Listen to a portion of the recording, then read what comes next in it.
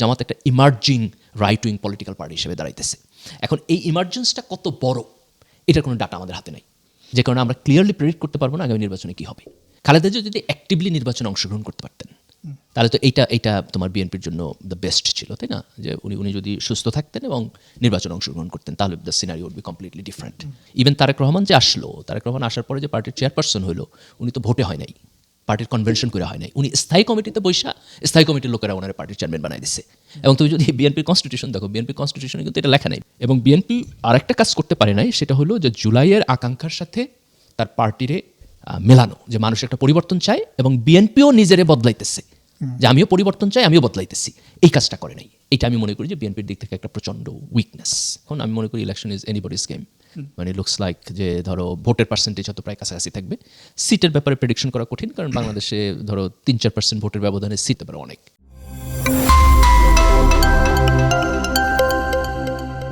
দেশে তো ইলেকশনের মৌসুম পুরো শুরু হয়ে গেছে বহু বছর পরে।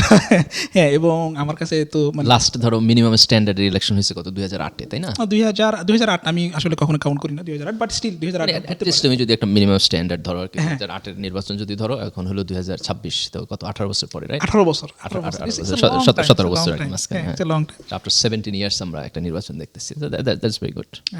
তো আপনার জোট হয়ে গেছে, দুইটা জোট, মানে বিএনপিকে জোট বলা যাবে না, বিএনপি প্লাস তার শরিক দল এবং জামাত এনসিপিতে একটা জোট, বড় জোট, সাথে খেলাফত মজলিস। তো আপনার কাছে 10 দলীয় জোট। হ্যাঁ, 10 দলীয় জোট, হ্যাঁ 10 দলীয় জোট, 11 তো ছিল বাট এখন 10। সো আপনার কাছে ওভারঅল কি মনে হয় ইলেকশনে এখন পর্যন্ত আপনার কাছে কাদের সম্ভাবনা কেমন, কি মনে হয়? দেখো, প্রথম পয়েন্ট হলো যে একটা লম্বা সময়ের পর নির্বাচন হইতেছে, তাই না? আমরা তো একটা সুষ্ঠু নির্বাচন চাই, একটা ডেমোক্রেটিক প্রসেস চাই। তো এটা আমি মনে করি মোমেন্ট অফ সেলিব্রেশন আমাদের জন্য। সেকেন্ড মোমেন্ট অফ সেলিব্রেশন হচ্ছে যে আওয়ামী লীগের যেই ফ্যাসিজমের মধ্যে দিয়ে আমরা আসছি, আওয়ামী লীগ নাই এই নির্বাচনে। শেখ হাসিনা দিল্লিতে বসে তোমার দেখতেছে যে বাংলাদেশে একটা নিরপেক্ষ নির্বাচন হইতেছে। মানে এটা কেমন একটা হিস্টোরিক ব্যাপার, মানে ব্যাপার। ইটস এ ট্রিমেন্ডাসলি, একটা নির্বাচন রাতের বেলা করছে, রাইট, আর একটা নির্বাচন বিরোধী দল ছাড়া, তাই না? তোমার অপ্রেসিভ পন্থায় করছে। এবং তোমার মনে আছে যে দুইটা নির্বাচনে ভারত ডিরেক্টলি এখানে তোমার তাদের পররাষ্ট্র সচিব ইন্টারফেয়ার করছে, ডিকটেট করছে। তো এখন হাসিনা ভারতে বসে দেখতেছে যে বাংলাদেশে একটা নিরপেক্ষ নির্বাচন হইতেছে, লোকেরা আনন্দ করতেছে, নির্বাচনী ক্যাম্পেইন করতেছে, ভোট দিতেছে। তাই আমি মনে করি that's a moment of celebration আমাদের জন্য। থার্ড পয়েন্ট হলো যে নির্বাচনটা কম্পিটিটিভ হইতে যেতেছে। যেমন তুই ধরো যে জুলাইয়ের পরে যখন আমরা প্রথম গেলাম, তখন তো ধরো বিএনপি এখানে মোস্ট ফেভারিট ছিল, এনসিপি তোমার একটা তরুণদের নতুন পার্টি হিসেবে মার্চ করতেছে, এবং জামাত ট্র্যাডিশনাল পলিটিক্যাল পার্টির মধ্যে একটা যারা আগে ছিল, তার মধ্যে জাতীয় পার্টি ড্রপ আউট হয়েছে, আওয়ামী লীগ ড্রপ আউট হয়েছে। তো তখন আমাদের কাছে ক্লিয়ার ছিল না যে নির্বাচনী জায়গাটা কতখানি কম্পিটিটিভ হয়ে উঠবে। তো সেই জায়গায় ওভার দ্য টাইম তোমার জামাত ইসলাম একটা ভালো মাপের কম্পিটিটর হিসেবে আসছে। এখন আমি মনে করি ইলেকশন ইজ এনিবডিজ গেম। মানে লুকস লাইক যে ধরো ভোটের পার্সেন্টেজ হয়তো প্রায় কাছাকাছি থাকবে, সিটের ব্যাপারে প্রেডিকশন করা কঠিন, কারণ বাংলাদেশে ধরো 3-4% ভোটের ব্যবধানে সিটের ব্যবধান হয়ে যেতে পারে অনেক।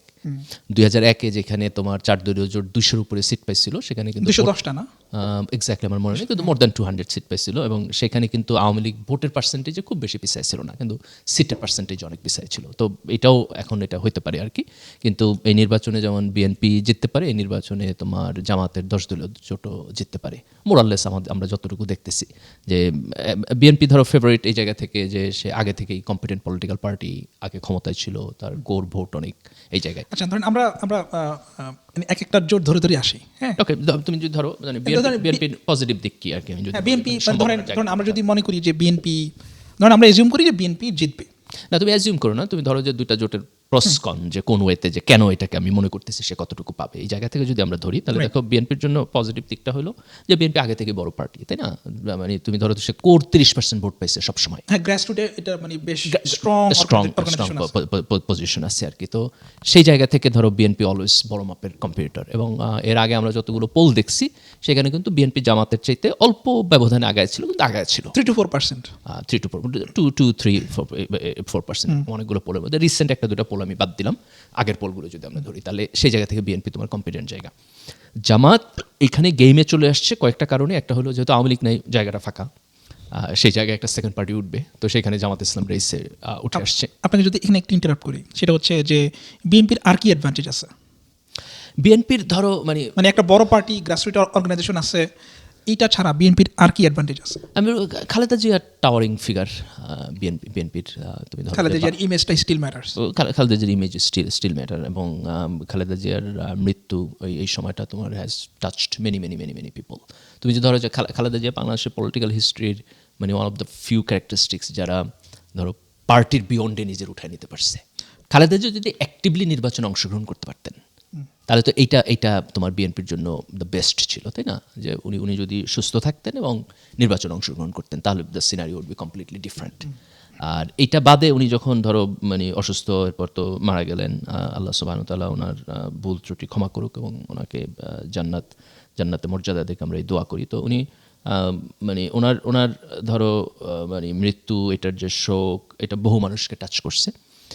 এটা বিএনপির জন্য কিছুটা পজিটিভ দিক হইতে পারে, কিন্তু আমাদেরকে আরেকটা জিনিস এখানে দেখতে হবে, সেটা হলো যে বিএনপি একটা নিউ ফেজে যাচ্ছে, তাই না?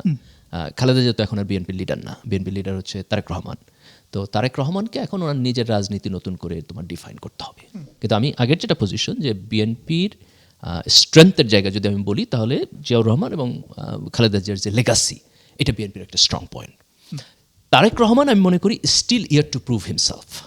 আমরা এখনো মানে Tarique Rahman still a black box আমার কাছে মনে হয়, রাইট? মানে 2000 ধরেন 2000 মানে প্রথম যেই 2001 থেকে 2006 ওই সময় তারেক রহমানকে আমরা একভাবে দেখছি, বাট ওই জায়গাটা আমি নিতে চাই না। টু আগে এটার মাঝখানে টাইমটা এতটা সময় গেছে, এবং ধরো যে তখন ওনার বয়স ছিল 40-এর ঘরে, এখন ওনার বয়স 60-এর ঘরে, তাই না?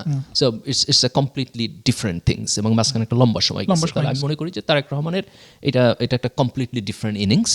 এবং বিএনপি যেমন ধরো যে জিয়াউর রহমানের বিএনপি আর খালেদা জিয়ার বিএনপি দুইটা তো আসলে একটা দুই জিনিস, তাই না? জিয়াউর রহমান ক্ষমতায় ছিল গত 4-5 বছরের মতো সময়, ওই সময় উনি পার্টি করছেন। ওনার শাহাদাতেের পরে তো বিএনপি একটা ক্রাইসিসের মধ্যে দিয়ে গেছে, তাই না? তারপর বিএনপির যে রিবার্থ, এটা কিন্তু হয়েছে খালেদা জিয়ার নেতৃত্বে এরশাদ বিরোধী আন্দোলনের মধ্য দিয়া। এটার মধ্যে দিয়ে তো বিএনপি 91 ক্ষমতায় আসছে।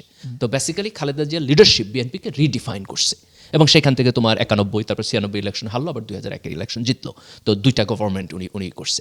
তাই মনে করি যে তারেক রহমান এখন মানে তুমি ধরো বিএনপি তারেক রহমানের লিডারশিপে কোথায় যাবে, এটা আমরা আরও 5 বছর পরে দেখতে পাবো। যেমন ধরো এই নির্বাচন বিএনপি জিতবে কিনা, তাহলে এটা তারেক রহমানের লিডারশিপের একটা কোশ্চেন হবে, যে তার একটা কন্ট্রিবিউশন হবে। জিতলে কিভাবে সরকার পরিচালনা করবে, যদি বিএনপি হারে বিরোধী দলে সে কিভাবে তোমার অ্যাপ্রোচ এবং অ্যাটিটিউড করতেছে সেটা। যেমন ধরো তারেক রহমান যদি আরও 1 বছর আগে দেশে আসতেন, তাহলে কিন্তু আমরা এই 1 বছরের কাজের মধ্যে দিয়ে তুমি বিএনপিকে কিছুটা ডিফাইন করতে পারতাম। কিন্তু উনি তো দেশে আসলেন মাত্র, এখন উনি নির্বাচনী প্রচারণায় যাইতেছেন। তো নির্বাচনী প্রচারণার মধ্য দিয়ে আমরা হয়তো ওনাকে জাজ করতে পারবো কিছুটা। তাই আমি মনে করি যে দিস ইজ দ্য বিগিনিং। ওনার মানে তারেক রহমানকে রেট করার ব্যাপারে এখন আমাদের হাতে এনাফ টাইম এবং ডাটা আসে নাই। তো এই কারণে আমরা তারেক রহমান ধরো পার্টির কোন জায়গায় নিয়ে দাঁড় করাবেন, উনি কতটুকু কন্ট্রিবিউট করতেছেন, অ্যাড করতেছেন, ভ্যালু অ্যাড করতেছেন টু বিএনপি, এটা বলার সময় এখন আসে নাই। সেই জায়গা থেকে আমরা বলবো যে জিয়াউর রহমান এবং হচ্ছে বেগম খালেদা জিয়া, এটা বিএনপির একটা বড় ক্রেডিট। স্টিল এখনো দুজন টাওয়ারিং ফিগার, এবং স্টিল ভোটের পলিটিক্স স্টিল মানে ম্যাটার করবে তাদের ইমেজ, এবং বিএনপি যে একটা তোমার আগে থেকে একটা বড় পলিটিক্যাল পার্টি। বাংলাদেশের গ্রামে গঞ্জে তুমি যেখানে যাবে সেখানে বিএনপির লোক পাইবা, তাই না? সমাজে এরকমই তো ছিল, কেউ আওয়ামী লীগ করে, কেউ বিএনপি করে, এরাই মানে আমরা তো বিএনপি এবং আওয়ামী লীগের বাইনারির মধ্যেই ছিলাম, এক্স্যাক্টলি। তো এই জায়গাটাতে কিন্তু বিএনপি যেটা পারে নাই সেটা হলো যে জুলাইয়ের পরে এই যে মানুষের মধ্যে একটা পরিবর্তন, আকাঙ্ক্ষা, চেঞ্জ, এইটার সাথে আমি মনে করি না যে বিএনপি খুব প্রপারলি কানেক্ট করতে। আচ্ছা, এখন এটা আমি বিএনপির লিমিটেশন বলবো। হ্যাঁ, আপনি এখন তাহলে স্ট্রেংথের জায়গাটা আমরা বুঝলাম। বিএনপি একটা গ্রাসরুট অর্গানাইজেশন, প্লাস হচ্ছে সব জায়গায় তাদের অর্গানাইজেশন আছে, এবং বিএনপির খালেদা জিয়া এবং জিয়াউর রহমানের যেই বিরাট একটা ইমেজ, স্পেশালি খালেদা জিয়ার যে বিশাল ইমেজ, সেই ইমেজটা স্টিল বিএনপির জন্য পজিটিভ। এবং তারেক রহমানেরটা আমরা এখনো জানি না যে ওটা কী হবে। সো এটা আমরা বুঝলাম বিএনপির স্ট্রেংথের জায়গাটা। লিমিটেশন জায়গাটা আপনি স্টার্ট করছিলেন। আমি মনে করি লিমিটেশন জায়গা দুইটা। একটা হলো যে বিএনপি অ্যাজ এ পার্টি কোনো রিফরমেশনের মধ্যে দিয়ে যায় নাই, তার ফলে বিএনপির যে সমস্ত ধরো ব্যাড লিগাসি আছে তার সবগুলো এখানে আছে। যেমন তুমি ধরো যে ওই যে আমেরিকান এক ডিপ্লোম্যাটের যেই একটা বক্তব্য দিয়ে ওয়াশিংটন পোস্ট রিপোর্ট করলো, সেখানে দেখো তার একটা কমেন্ট ছিল যে যদি বিএনপি ক্ষমতায় আসে তাহলে বিএনপির তার ইন্টারনাল দুর্নীতি এবং অন্যান্য কারণে সে নিজেই তোমার সিঙ্ক করতে পারে। তো এই যে বিএনপির ব্যাপারে একটা পারসেপশন যে বিএনপি অ্যাজ এ পার্টি তোমার এটা দুর্নীতি, চাঁদাবাজির সাথে রিলেটেড, এবং পার্টির মধ্যে প্রচুর সন্ত্রাসী লোক বিভিন্ন জায়গায় তোমার এই জাতীয় কার্যক্রম করতেছে, এইখান থেকে বিএনপির যে একটা চেঞ্জ হওয়া প্রয়োজন, এই পরিবর্তনটা পার্টির লিডারশিপের মধ্যে হয় নাই। এটা বিএনপি করে নাই তোমার জুলাইয়ের পরে, তার কিন্তু সময় পেয়েছে। ধরো এই যে 1.5 বছর যে টাইম, এই 1.5 বছরের টাইমের মধ্যে বিএনপি পারত তার পার্টির প্রত্যেকটা জায়গায় কমিটি করতে, কনভেনশন করতে। ইভেন তারেক রহমান যে আসলো, তারেক রহমান আসার পরে যে পার্টির চেয়ারপারসন হলো, উনি তো ভোটে হয় নাই, পার্টির কনভেনশন করে হয় নাই, উনি স্থায়ী কমিটিতে বৈশা স্থায়ী কমিটির লোকেরা ওনারা পার্টির চেয়ারম্যান বানাই দিচ্ছে। এবং তুমি যদি বিএনপির কনস্টিটিউশন দেখো, বিএনপির কনস্টিটিউশনে কিন্তু এটা লেখা নেই। বিএনপি কনস্টিটিউশন, হ্যাঁ, বিএনপি কনস্টিটিউশনে লেখা হলো যে ভোটে হইতে হবে পার্টির কনভেনশনে। ইন্টারেস্টিং। আমি তো ভাবছি যে ওকে, দেন মেবি আই এম রং। আমি তো ভাবছি যে হয়তো স্ট্যান্ডিং কমিটির এই ক্ষমতা আছে। না, পার্টির কনস্টিটিউশনে লেখা আছে যে স্ট্যান্ডিং কমিটি পার্টির কনস্টিটিউশনের যে কোনো সিচুয়েশনে ইন্টারপ্রেট করতে পারবো। ওকে, তার মানে তুমি একটা সেকেন্ডারি পাওয়ার দিতে পারো যে পার্টির স্ট্যান্ডিং কমিটি এর কথা কইতে পারে যে ওকে, যে আমার কনভেনশনে ভোটে আসার কথা, কিন্তু কনভেনশন আমি করতে পারতেছি না, এই সিচুয়েশনে কী করবো? তখন স্ট্যান্ডিং কমিটি করলো যে ঠিক আছে, আমি স্ট্যান্ডিং কমিটি মিল্লা বানায় দিলাম।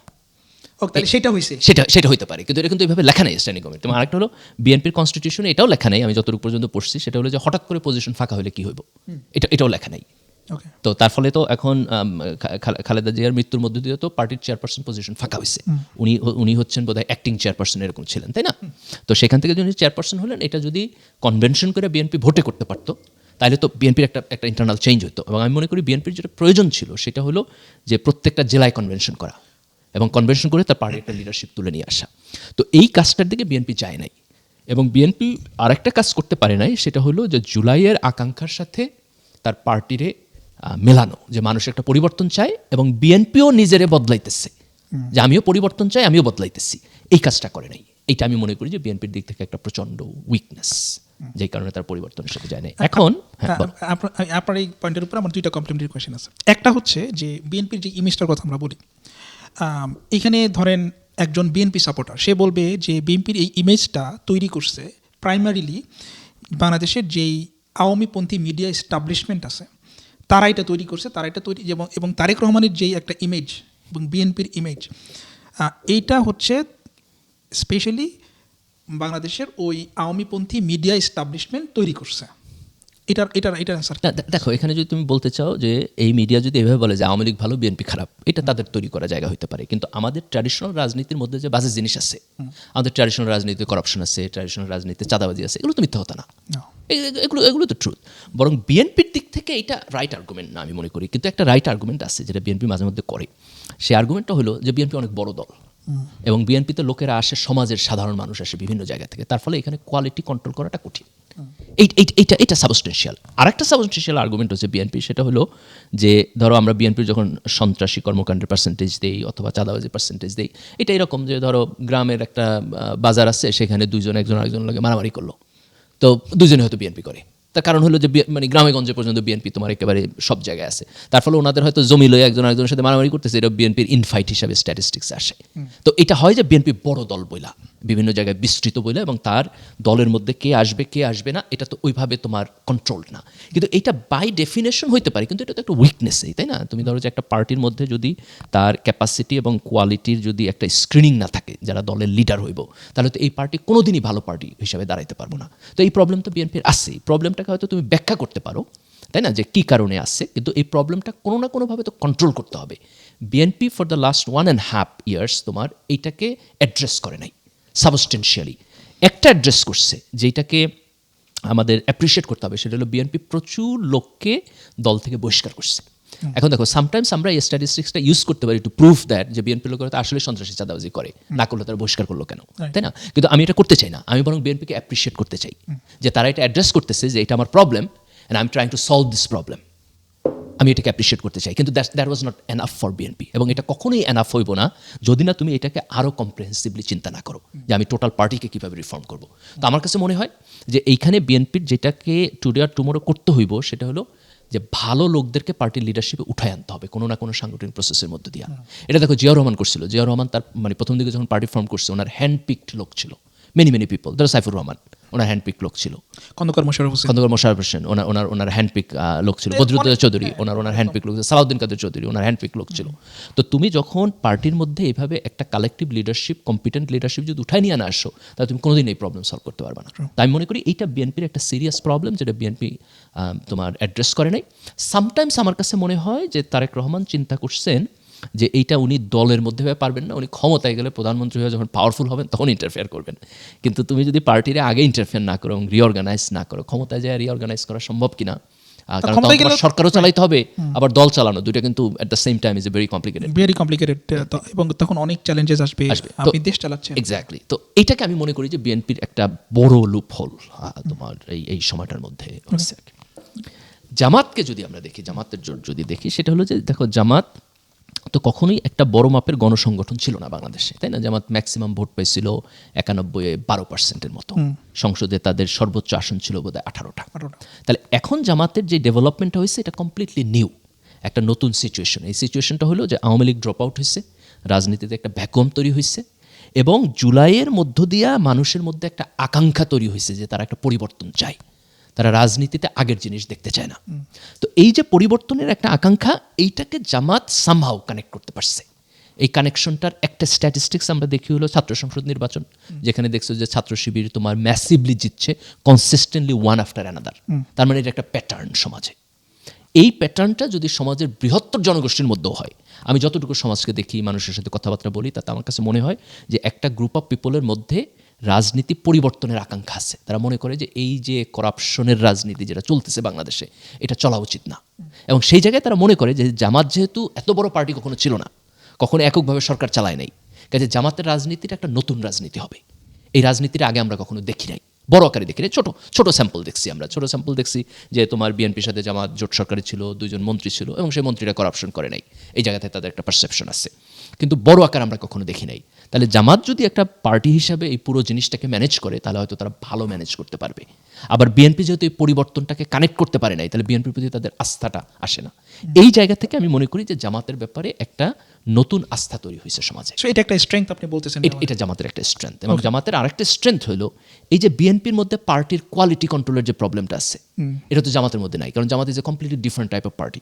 তোমার জামাত অনেকটা ওই লেফটিস্ট ঘরানার ক্যাডার বেসড পার্টির মতো আর কি, যেখানে ধরো একটা লোক আইসা জামাতে ঢুকবে, ঢুইকা উপরে ওঠার যে প্রসেস, এটা প্রচুর জায়গায় তোমার ডাবল চেকড হয়, স্ক্রিনড হয়। হঠাৎ করে কেউ জামাতের তোমার লিডারশিপ পর্যায়ে চলে যেতে পারে না। তো এই কন্ট্রোল থাকার কারণে Jamaat as a party more qualified, তার মধ্যে একটা তোমার কোয়ালিটি কন্ট্রোলের জায়গা আছে। জুলাইয়ের পরে একটা রিনিউড ইন্টারেস্ট আছে, মানুষের রাজনীতি পরিবর্তন দেখতে চায়। তো সেই পরিবর্তনের জায়গায় তারা জামাতের কম্পিটেন্ট বলে মনে করতেছে। জামাতের আরেকটা পজিটিভ দিক হলো, সেটা হলো ওভার দ্য টাইম ছাত্র শিবিরের থ্রুতে তোমার একটা জেনারেশন তৈরি হয়েছে, যেই জেনারেশন পলিটিক্যাল অ্যান্ড কম্পিটেন্ট। এটা বাংলাদেশে আর কোথাও হয় নাই। এটাকে যদি তুমি কম্পেয়ার করো, তাহলে তুমি কম্পেয়ার করতে পারবা 60-এর দশকে তোমার লেফটিস্ট অর্গানাইজেশনগুলোর সাথে, যে বাংলাদেশে তখন মোটামুটি যারা ভালো ছাত্র, তাদের মধ্যে যারা কালচারাল অ্যাক্টিভিস্ট, তারা পলিটিক্স সম্পর্কে তোমার মোটামুটি চিন্তাভাবনা করে, ছাত্র হিসেবে ভালো, তাদের মধ্যে একটা কোয়ালিফাইড জেনারেশন তখন বামপন্থী ছাত্র রাজনীতিতে যাইতো 60-70-এর দশকে। ওই জিনিসটা এখন এখানে তোমার রিক্রিয়েট হইতেছে ডানপন্থীদের মধ্যে। তুমি ছাত্রদল বা ছাত্রলীগের মধ্যে ছাত্র শিবিরের যে টোটাল জেনারেশন, তার 10 ভাগের 1 ভাগও পাইবা না। তুমি যে কম্পিটেন্ট, কোয়ালিফাইড, অনেস্ট, লিডারশিপ যোগ্যতা সম্পন্ন, আবার রাজনীতিও করে। সাধারণত তুমি যদি ধরো যে নন পলিটিক্যাল লোকের মধ্যে যাও বাংলাদেশের জনগোষ্ঠীর মধ্যে, তাহলে পাবা তুমি অনেক, কিন্তু পলিটিক্যাল গ্রুপের মধ্যে যদি যাও তাহলে তুমি পাবা না। এই জায়গায় ছাত্র শিবির একটা এক্সট্রাঅর্ডিনারি জেনারেশন তৈরি করছে। এই জেনারেশনটা এখন তোমার থ্রু জামাত, তোমার এই যে কনফিডেন্সটা মানুষের যে না, জামাত আসলে হয়তো পরিবর্তন করতে পারবে আসলে, এই কনফিডেন্সটার সাথে তোমার কানেক্টেড হইতেছে। তার ফলে জামাত একটা emerging right wing political party হিসেবে দাঁড়াইতেছে। এখন এই ইমার্জেন্সটা কত বড়, এটার কোনো ডাটা আমাদের হাতে নাই, যে কারণে আমরা ক্লিয়ারলি প্রেডিক্ট করতে পারবো না আগামী নির্বাচনে কী হবে। এখন যদি এই যে রিনিউড ইন্টারেস্ট মানুষের, এই রিনিউড ইন্টারেস্টটা যদি তুমি ধরো যে অনেক বড় হয়, তাহলে হয়তো তুমি ছাত্র সংসদ নির্বাচনের মতো একটা মিরাকল দেখতে পারবা। আবার যদি এরকম হয় যে এটা মাত্র গ্রোয়িং, এখনও এত বড় হয়ে ওঠে নাই, যতটা শিক্ষিত আরবান তরুণদের মধ্যে হয়েছে অথবা বিশ্ববিদ্যালয়ে পড়া তরুণদের মধ্যে হয়েছে, ওইটা গ্রামে গঞ্জে সাধারণ মানুষের মধ্যে এতটা হয় নাই, তাহলে হয়তো তুমি দেখবা যে জামাত আগের চেয়ে অনেক বেশি ভোট পাইছে, কিন্তু হয়তো সিটে যায় এটা ওই পরিমাণ কনভার্ট হয় নাই। তো আমি মনে করি ইন এনি পার্সপেক্টিভ এই নির্বাচনের data will be very very interesting to see যে বাংলাদেশের রাজনীতি কোন দিকে যাচ্ছে। হ্যাঁ, কিন্তু আপনি একটা পয়েন্ট হয়তো আপনার কমেন্ট চাইবো আমি, সেটা হচ্ছে এনসিপি তো আমাদের সাথে জয়েন করছে। সো এনসিপির আমরা আগের ক্রেডিবল যেই 4টা বা 5টা জরিপ আছে, রিসেন্ট 2টা বাদে, সেই জরিপগুলোতে এনসিপির 3%-এর মতো, 2.5-3% মতো ভোট ছিল। তো এনসিপি জামাতের সাথে অ্যালাইন্ড হওয়ার কারণে ভোটের পলিটিক্সে জিনিসটা ঠিক কতটুকু, মানে 10 দলের জোট কতটুকু সুবিধা পাবে? আমি মনে করি স্ট্যাটিস্টিক্যাল ভোটের হিসাবে খুব বেশি সুবিধা পাবে না, কারণ তাদের যদি 3% ভোট থাকে, 3%-এর মধ্যে ধরো 1% ছুটে যাবে, 2% আসবে। কারণ যারা এনসিপি সাপোর্ট করে তার মধ্যে তো প্রেফারেন্স, ধরো সেকেন্ড প্রেফারেন্স তাদের জামাত না বিএনপি, সেটার মধ্যে একটা ডিস্ট্রিবিউশন থাকবে। তো 2% ভোট যদি জামাতের আসে, আর আগের যে স্ট্যাটিস্টিক্স, তাতে আনডিসাইডেড ভোটারদের একটা বড় অংশ জামাতের পিক করতে হবে এনি হাউ। তো এটা আসলে ডিপেন্ড করবে আর অনেক কিছুর উপরে। কিন্তু এনসিপি আসার ফলে জামাতের যেটা সুবিধা হয়েছে সেটা হলো যে এখনকার পলিটিক্যাল স্ফিয়ারে বিএনপি জামাতের পর তো তোমার এই তরুণদের পার্টি, তারা যে পর্যন্ত যাওয়ার কথা ছিল ওই পর্যন্ত উঠতে পারে নাই, কিন্তু তারপরে তুমি যদি ধরো তারা একটা ইমার্জিং পলিটিক্যাল পার্টি, তো তারা যদি জামাতের ব্লকে থাকে তাহলে স্ট্র্যাটেজিক্যালি তোমার লাভ। প্রথম লাভ হলো যে এরা জামাতের বিপক্ষে কথা কইব না এখন, তাই না? তুমি তো আদার সাইডে থাকলে অথবা থার্ড জায়গায় থাকলে আরেকজনকে তোমার ট্যাকেল করতে হইতো, তো এখন তোমার তাকে ট্যাকেল করতে হইতেছে না, এটা হলো প্রথম লাভ। সেকেন্ড লাভ হলো বিএনপিকে ট্যাকেল করার জন্য তুমি এখন একলা না, তোমার শেষে আরেকটা ফেজ আছে। তাই মনে করি স্ট্র্যাটেজিক্যালি এটা ভালো। গভর্নমেন্টে গেলে একসাথে গভর্নমেন্টে যাবে, তাই না? অথবা বিরোধী দলে গেলে তোমার একসাথে বিরোধী দলে যাবে, তখন বিএনপি এগেনস্টে সবাই উভয়ই থাকতেছে, সেই জায়গা থেকে একটা স্ট্রং বিরোধী দল হবে, স্ট্রং বিরোধী দল হবে। কিন্তু ভোটের পার্সেন্টেজে আমি মনে করি যে এই 2%-এর চাইতে বড় ইম্প্যাক্ট ফেলবে তুমি আনডিসাইডেড ভোটারদেরকে অ্যাট্রাক্ট করতে পারতেছো। সো ওইটা আমরা এখনো জানি না আসলে। না, ওটা জানি না। আর সেই জায়গা থেকে যদি আমি বলি তাহলে ধরো যে মানে জামাতকে যদি জিততে হয় তাহলে এই জায়গা থেকেই জিততে হবে যে মানুষ পরিবর্তন চায়। সেখানে এনসিপি আর নতুন করে জামাতের কোনো হেল্প করবে না। তার কারণ হলো এনসিপির প্রতি ট্রাস্ট যদি জামাতের চাইতে বেশি থাকতো তাহলে তুমি ছাত্র সংসদ নির্বাচনে তাদেরকে পাইতা কোথাও না কোথাও, তাতে একেবারে সব জায়গায় লাপাত্তা হয়ে গেছে মোরাললেস, তাই না? তো এই জায়গা থেকে আমি মনে করি যে মানে এটা আসলে ডাজন্ট ম্যাটার। কিন্তু স্ট্র্যাটেজিক্যালি এনসিপি জামাতের সাথে জুটে আসছে, এটা ভালো। তার কারণ হলো যে জামাত যে মডেলটা এখানে অ্যাপ্লাই করার চেষ্টা করতেছে সেটা হলো যে আমরা শুধু একা না, আমরা সমাজের অন্যদেরকে সাথে নিয়ে একসাথে দেশ পরিচালনা করতে চাই। তো এটা মানে ফ্রম অল পার্সপেক্টিভ এটা ভালো আর কি। ওকে। আচ্ছা, তো এখন ইলেকশনের তো আপনার ক্যাম্পেইন শুরু হয়ে গেছে এবং ক্যাম্পেইনের মনে হয় আজকে বানাচ্ছে 3rd ডে ক্যাম্পেইনের। ক্যাম্পেইনে আমরা এখন বিভিন্ন রকমের রেটরিক দেখতেছি আর কি। খুব স্বাভাবিক আমার বোধ হয় যে ইলেকশনের আগের টাইমটা তোমার মানে প্রচন্ড কেওয়াটিক হবে, একজন আরেকজনের ব্যাপারে নানান কথাবার্তা বলবে, এগুলো খুব সিরিয়াসলি ধরার কিছু নাই। আমি জাস্ট হচ্ছে তোমার 2টা কমেন্ট করবো। একটা কমেন্ট হলো যে পার্টির টপ লিডারশিপ পর্যায়ে এই মানে তোমার কথাবার্তা বলাটা এটা খুব হট না হলে ভালো। মানে আমাদের ওভারঅল পলিটিক্যাল এনভায়রনমেন্টটাতে আমরা সিভিল রাখতে চাই, ডিসেন্ট রাখতে চাই। তো তার ফলে যে ধরো 2 জোটের যারা টপ লিডারশিপ তারা যদি একটা লিমিট মেনটেন করে তাহলে দীর্ঘমেয়াদে আমাদের রাজনীতির জন্য ভালো। আমরা এটার যাতে টক্সিক একটা এনভায়রনমেন্টে না যায় এই জায়গায়। দেখো আমি এর আগেও 1-2টা আলোচনা এটা কোট করছি, আমি প্রায় এটা কোট করি যে তুমি যদি 90-এ এরশাদ বিরোধী আন্দোলন দেখো তাহলে তুমি দেখবা সেখানে হাসিনা এবং খালেদা 2জন একসাথে ইন্টারাক্ট করতেছে। তাদের বয়স কম ছিল, খুব লাভলি পিকচার ওই সময়ের। হাসিনা তো তখন এই হাসিনা হয়ে ওঠে নাই, তো তারা তারেক রহমানের বিয়েতে তো হাসিনা আসছিল। তো হ্যাঁ, তো এখন দেখো এই যে তারা 2জন একসাথে আন্দোলন করলো, খুব ক্লোজ একজন আরেকজনের সাথে, সেই জায়গা থেকে যাইতে কনভার্জড হইতে তারা কোন জায়গায় গেল। এবং এই যে কনভার্জড হইতে গিয়ে যাইয়া 2টা পার্টি তোমার একজন আরেকজনের সাথে শত্রু হয়ে উঠলো, সাপে নইলে সম্পর্ক হয়ে উঠলো। এটা তো শুধু ব্যক্তিগতভাবে পার্টির লস তা না, দেশের লস কালেক্টিভলি। তো সেই জায়গা থেকে আমরা এখন একটা বিএনপি জামাত দ্বিদলীয় সিস্টেমে যাইতেছি। তো এই সিস্টেমটার মধ্যে একটা স্ট্যাবিলিটি থাকতে হইব, একটা মিউচুয়াল রেসপেক্ট থাকতে হইব, একটা সিভিলিটি থাকতে হইব, একজন আরেকজনের ব্যাপারে রেসপেক্ট থাকতে হবে, সহনশীলতা থাকতে হইব। এবং এইটা তুমি পার্টির টপ পর্যায় থেকে না হইলে এটা হয় না কখনো। মানে যেমন তুমি ধরো যে ডিসেম্বরে নির্বাচন নিয়ে বিএনপির সব লোক একসময় খুব অ্যাগ্রেসিভ ক্যাম্পেইন শুরু করলো না, তো বিএনপি নিজেই যখন ফেব্রুয়ারি ইলেকশন মাইনে নিল তখন তার ডিসেম্বরে কোনো ক্যাম্পেইন নাই। তো এটা অলওয়েজ ডিপেন্ড করে পার্টির টপ লিডারশিপের তোমার অ্যাটিটিউডের জায়গা থেকে। তো সেই জায়গা থেকে আমার কনসার্নটা হলো যে পার্টির টপ লিডারশিপরা যেন একটা ডিসেন্সি মেনটেন করে। তো আর বাকি জায়গায় ইলেকশন ক্যাম্পেইনের সময় দ্যাটস ওকে, আমার মধ্যে that's fun, exactly that will be fun. The other thing হলো ইলেকশনের যেন ভায়োলেন্স না হয় এটা। তো এখন যেভাবে যাচ্ছে আমার কাছে মনে হয় যে প্রি ক্যাম্পেইনে খুব বেশি ভায়োলেন্ট সিচুয়েশন আমরা দেখবো না ইনশাল্লাহ বাংলাদেশে।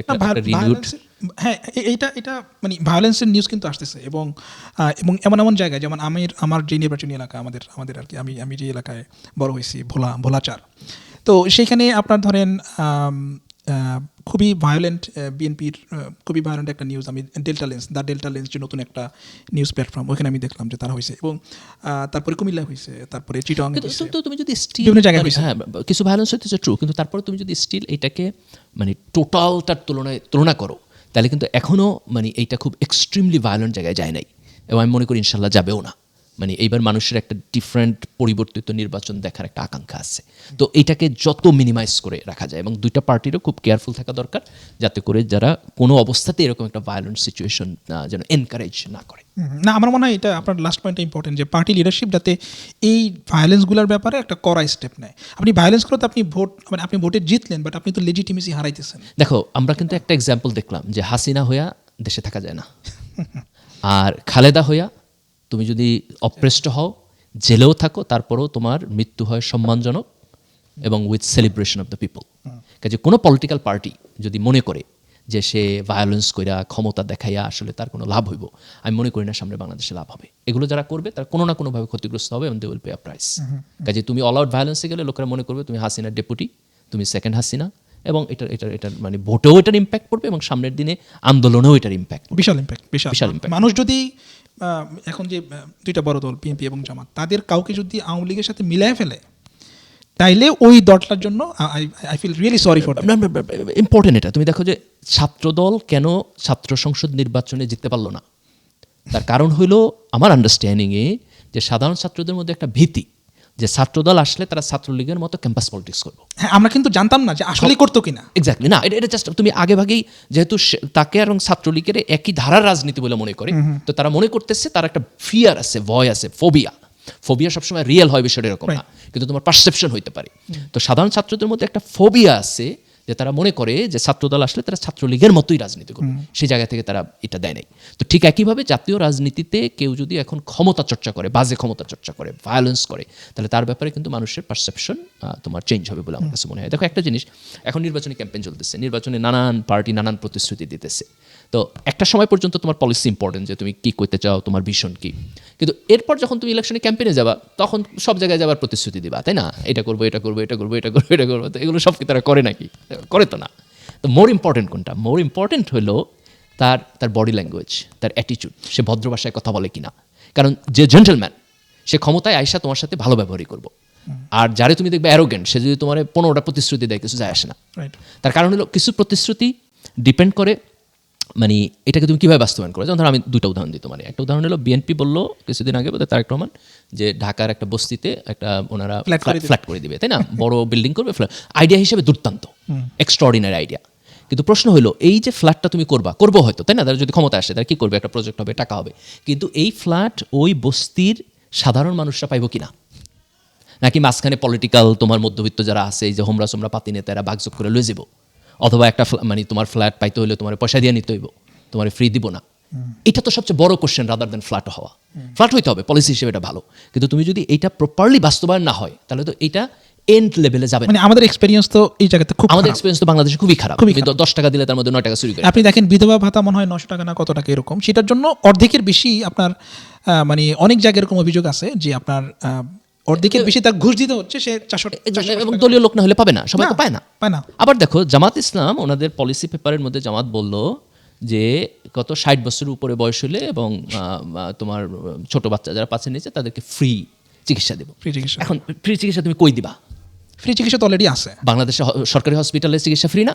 কিন্তু সরকারি হসপিটালে যাইয়া কি মানে তোমার একটা নর্মাল বেড আছে, মানুষ যদি ফ্লোরে বসে থাকে, ডাক্তার পায় না, নার্স পায় না, ওষুধ পায় না, তো ফ্রি চিকিৎসা তো তোমার আছে। আমি নিজে ফ্লোরে ছিলাম। আচ্ছা, তাহলে তোমার এই যে আমি যদি বলি যে আমি তোমার ফ্রি চিকিৎসা দেবো, it does not mean anything. তার কারণ হলো তুমি যদি হসপিটালের চিকিৎসা ব্যবস্থাটা ভালো না করো, এটার কোয়ালিটি যদি না বাড়ে, তাহলে তো তোমার ফ্রি চিকিৎসা কিছু যায় আসে না। তুমি কি ফ্রি চিকিৎসা দিবা যে ধরো সে তোমার ঢাকার বড় একটা প্রাইভেট হসপিটালে সে প্রাইভেট হসপিটালে যা চিকিৎসা করবো আর তার হচ্ছে চিকিৎসার বিলের টাকাটা রাষ্ট্র থেকে দিব, এটা কি তুমি দিতে পারবা? তুমি তো দিতে পারবা না। ইন্টারেস্টিং একটা ইনফরমেশন দিই আপনার এখানে, সেটা হচ্ছে যে এই যে আপনি বললেন যে কীভাবে হবে বাস্তবায়নগুলো। বাংলাদেশের হেলথ যেই বাজেট, স্বাস্থ্য বাজেটের প্রায় 10,000 কোটি টাকা অন এন অ্যাভারেজ আপনার অব্যবহৃত থাকে, মানে বরাদ্দ থাকে একটা বছরে, কিন্তু ইউজ হয় না, সেটা ইউজ করতে পারে না সক্ষমতার অভাবে। প্রকল্প বাস্তবায়ন হয় না, এই হয় না, সেই হয় না, অমুক তমুক। তার মানে আপনি দেখেন 10,000 কোটি টাকা, এটা সক্ষমতার অভাবে, এফিসিয়েন্সির অভাবে এটা ব্যবহার হয় না। তো মানে আমি যে পয়েন্টে ছিলাম সেটা হলো যে তার মানে ধরো এই যে প্রতিশ্রুতিগুলো এখন পলিটিক্যাল পার্টিগুলো দিতেছে, এটা ভালো ইন দ্য সেন্স যে তারা কিছু বলুক, তাহলে আমরা পরে তাদের জবাবদিহিতা নিতে পারবো। কিন্তু এই প্রতিশ্রুতিগুলো মেনি টাইমস অ্যাকচুয়ালি কিছু মিন করে না। মিন করে যে একটা পলিটিক্যাল পার্টি মূলত সততার সাথে জনগণের জন্য কাজ করার যে কমিটমেন্ট, এই কমিটমেন্ট তার আছে কিনা, এটা হচ্ছে তার সকল পলিসির চাইতে বড় পলিসি। এইটা তো মানে আপনার এইটা তো একটা ফিলোসফিক্যাল কোয়েশ্চেন, এবং এই জায়গাতে তো সবাই মোটামুটি ধরা, মানে ধরেন এখন তো ভোট পাওয়ার জন্য আপনি ফ্ল্যাট দিচ্ছেন, আপনি ফ্রি চিকিৎসা দিচ্ছেন, ঠিক না? অনলি ফর ভোটের পরে আপনি মানে এটা মোটামুটি সবাই বুঝে, সবাই জানে, মানুষ এখন আর বোকা না, সবাই বুঝে।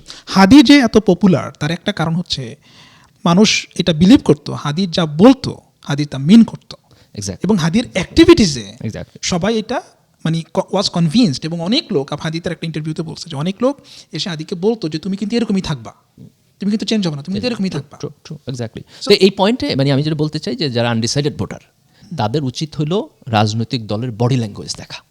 যে আপনার কাছে যদি মনে হয় যে অভদ্র ভাষায় চিল্লাফাল্লা, আসলে তারা সিনসিয়ার কিনা, যদি মনে হয় যে সে অভদ্র ভাষায় চিল্লাফাল্লা করতেছে, যদি মনে হয় সে প্রতিপক্ষের বাজে ভাষায় গালি দিতেছে, যদি মনে হয় সে অ্যারোগেন্ট, মনে হয় যে সে অ্যাগ্রেসিভ হয়ে উঠছে, অলরেডি সে ঋণ খেলাপি, এক্স্যাক্টলি, মনে হয় যে সে আইসা আবার মানে প্রতিশোধ স্পিরিট রাজনীতি করব, যদি মনে হয় যে সে এখনো ভায়োলেন্স পছন্দ করে এবং পারলে ইলেকশন চুরি করে লয়ে যায়, তাহলে তার ভোট দেওয়া যাবে না। সে যত ভালো ভালো কথা বলুক, তার কারণ হলো তার ভালো কথা means nothing. It's all rhetoric. এবং ইলেকশন মৌসুমে এগুলো তারা বলেই।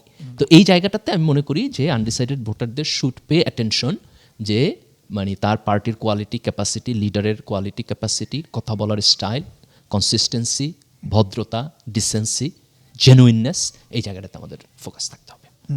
ওকে, তাহলে আমরা এই পর্বটা শেষ করবো। আপনার ইলেকশন নিয়ে আর কোনো লাস্ট কমেন্ট আছে কিনা? না, আমি মনে করি যে আলহামদুলিল্লাহ আমরা একটা ভালো নির্বাচন দেখতে চাইতেছি। আমার বোধহয় একটা পয়েন্ট আমরা বলবো, সেটা হলো যে নির্বাচনের দিন যাতে করে তোমার ভোট কেন্দ্র দখল টকল না হয়, যাতে আমরা একটা ফেয়ার ইলেকশন পাই, এটার জন্য প্রচুর মানুষের ভোট দিতে যেতে হবে।